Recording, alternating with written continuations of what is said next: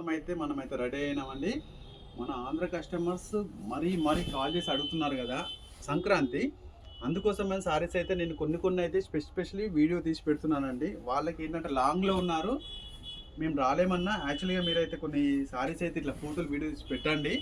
ఇదిగో ఈ సారీస్ నిజమండి.